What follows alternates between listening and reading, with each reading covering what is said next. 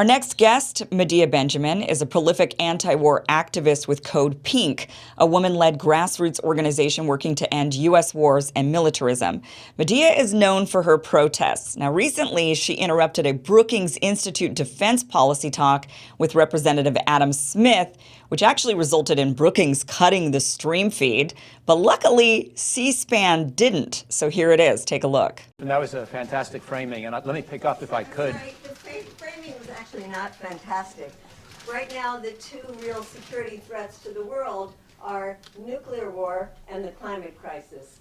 And unfortunately, Congressman, the way that both the Democrats and Republicans have been pushing us in this war in Ukraine, where we definitely condemn Russia, but we need negotiations. If we keep pouring billions and billions of dollars into this war, we're taking us to the brink of a nuclear war. Let's listen to the chair of the Joint Chief of Staff, Mark Milley, who said, seize the moment, go for negotiations. Raise your hand here if you'd like to see negotiations instead of a nuclear war. None of you? Come on, there's got to be somebody. Actually, I'll take that as the first question, because I think it's a good point. Well, I was asking the audience that, actually. But I know, and Michael, I know you're a big cheerleader for the Iraq War and for other wars, so you don't really have a lot of legitimacy when it comes to using diplomacy, not war. It's a shame that 30 Democrats who signed a letter to Biden calling for negotiations were so pilloried by people like you in the Democratic Party. I didn't pillory them at all. They withdrew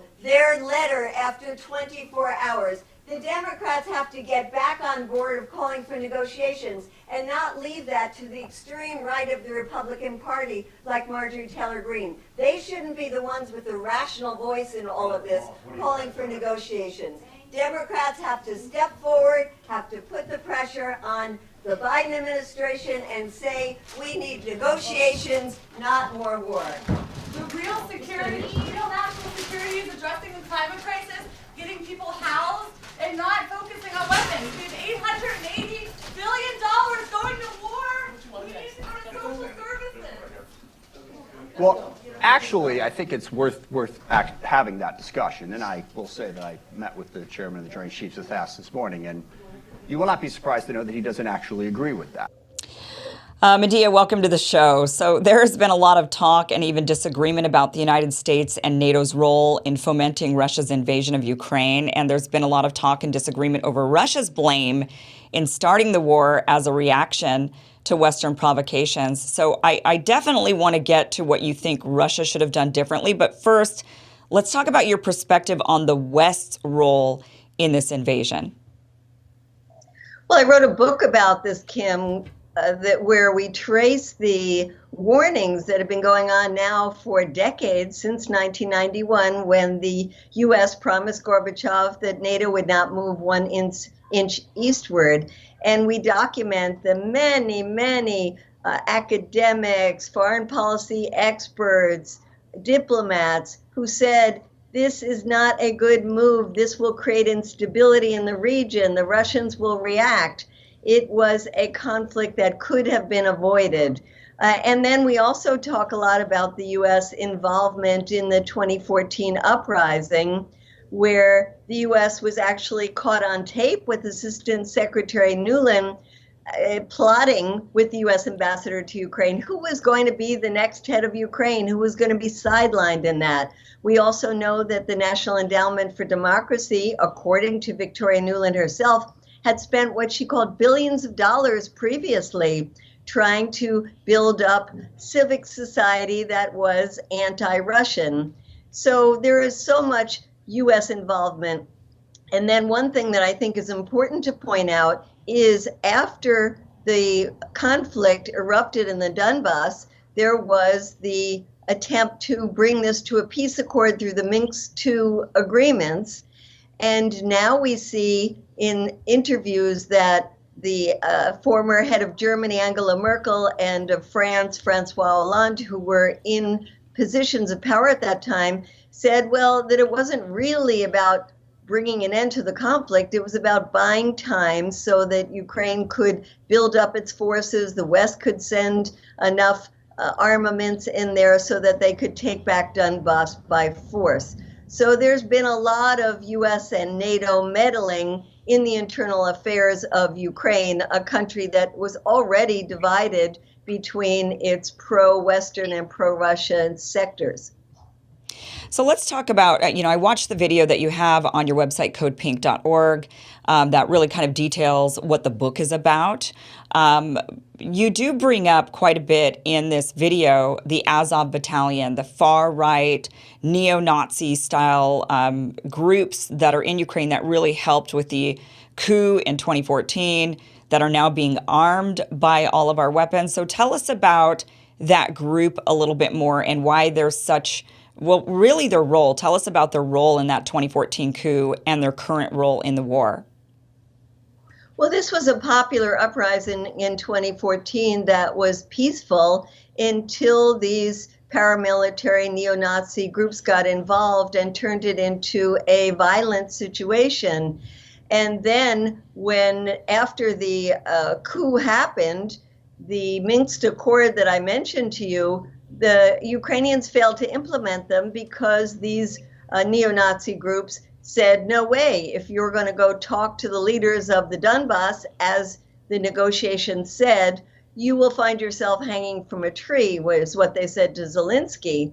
And they kept the fighting going in the Donbass even after the Europeans sent in monitors to try to calm that down.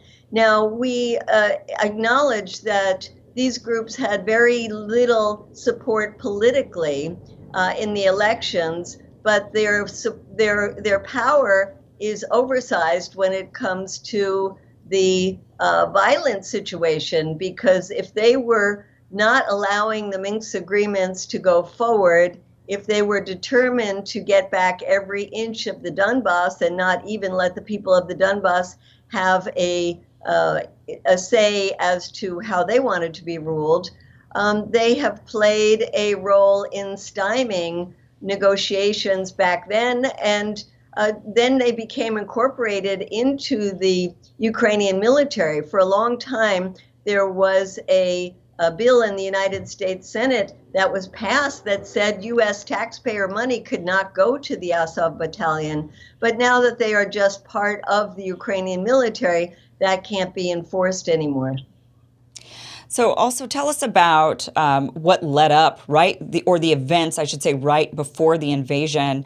You document that there was a lot of shelling by the Ukrainian military into Donbass. So this was a large escalation, and this was documented, recognized. How much more of this, or how much escalated had this shelling on the Donbass region become at that point, and when was it? Well, yes, this was just weeks before the invasion. There was a tremendous increase reported by these European monitors, the OSCE, on the shelling that was coming mainly from the Ukraine side into the Donbass. And certainly this is one of the reasons that of the timing of the Russian invasion. Again, this is not an invasion that we endorse, that we say is justified, but we do point out the various provocations. There's also the provocation that came with not just the announcement back in 2008 that Ukraine would be invited to join NATO, but all of the ways that NATO incorporated Ukraine into its sphere, and how in 2001 there was a document that was signed by the U.S. calling for the U.S. and Ukraine to have this strategic partnership. And then we've seen over the years how much the NATO forces have gotten Ukraine involved in military exercises. We've seen U.S. military bases that have been set up in places very, very close to the border, like Romania and Poland. In fact, a base that is just a recent one that's only 100 miles from Russian territory. And so these are just some of the things that we consider that made the conflict more raw, and led to, unfortunately, where we are today. Right. Okay. So you've documented really well what the West's role was in fomenting this invasion. So the expansion of NATO, the fact that Ukraine has begun really relying more on their neo-Nazi battalions in order to fight people, their own civilians in the Donbass region. The not paying, not respecting the Minsk Accords, all of these different things. So I'm curious now because one of the big things, and we've heard these before on this show and a lot of other independent media shows do talk about the role of the United States, the role of NATO in really poking the bear of Russia and really bringing them to the brink where they just felt like, all right, this is in self-defense. But you say this is not in self-defense. And this is where I really want to get your opinion on this, really want to get your perspective on why you think Russia invading Ukraine was not in self-defense, and why you think that, in fact, or I should ask you what you think they should have done differently.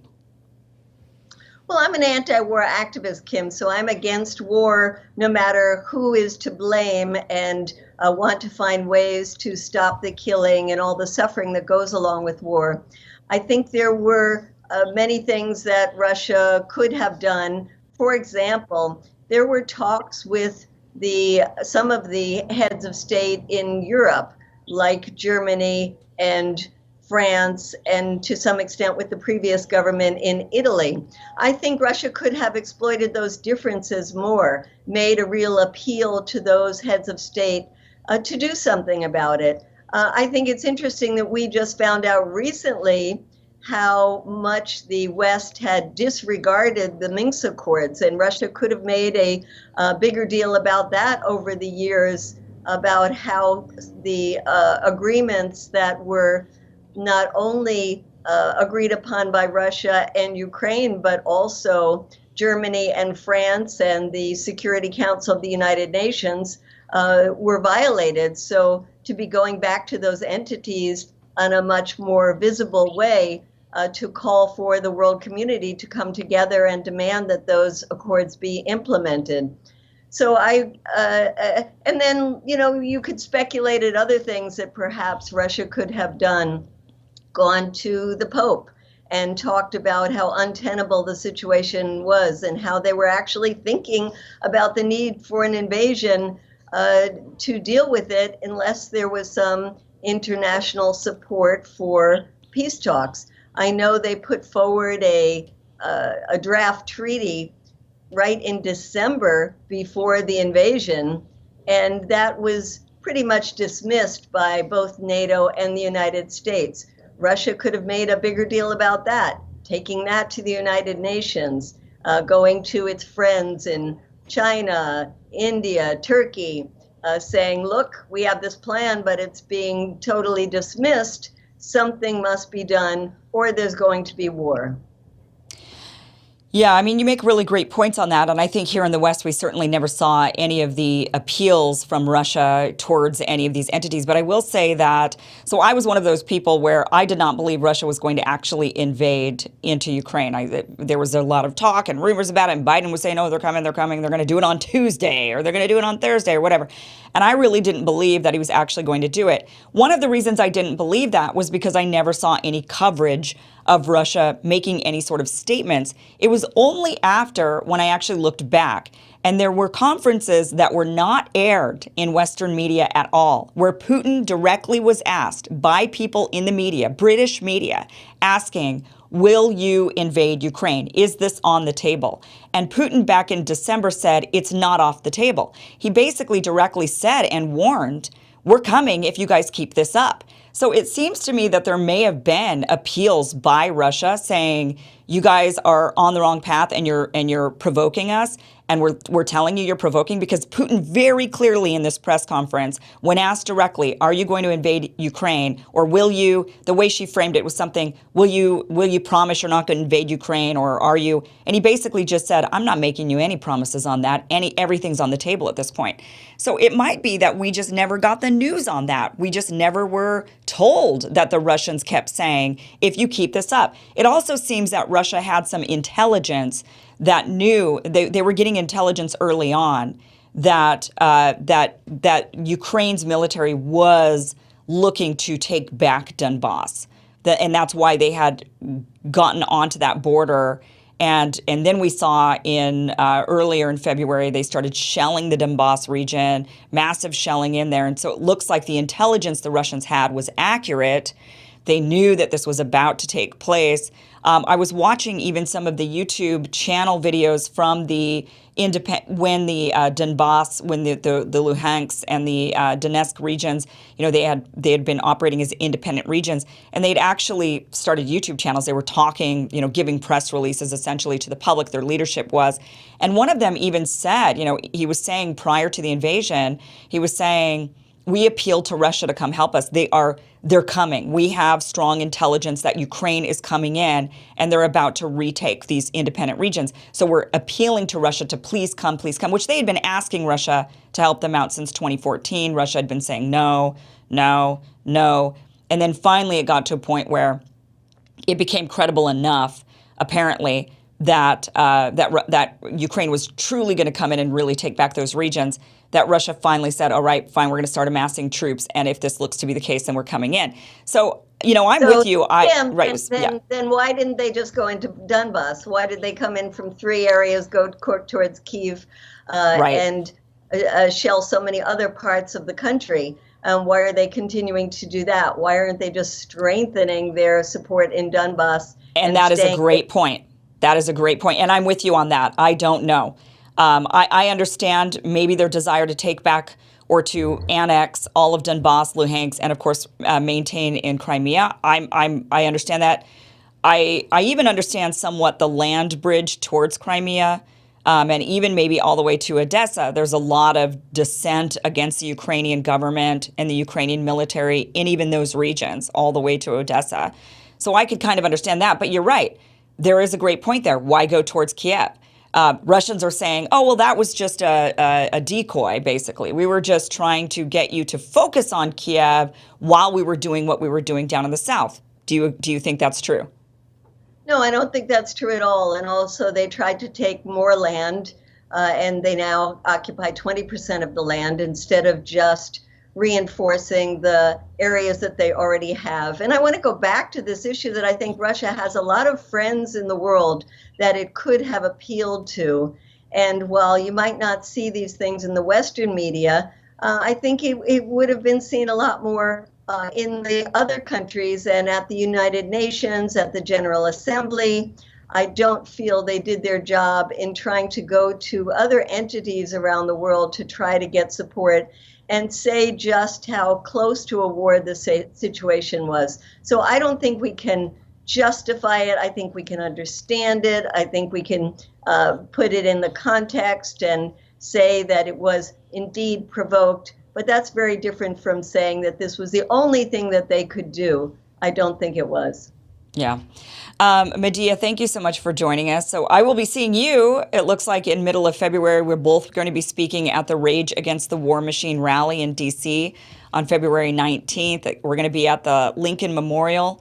We're going to be then marching all the way to the White House.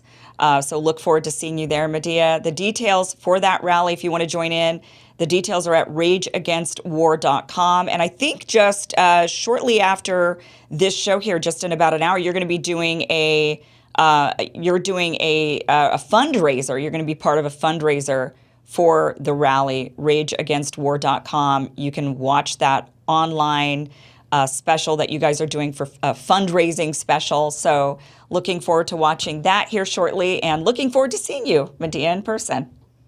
Same here. Thanks for having me on, Kim. Thank you.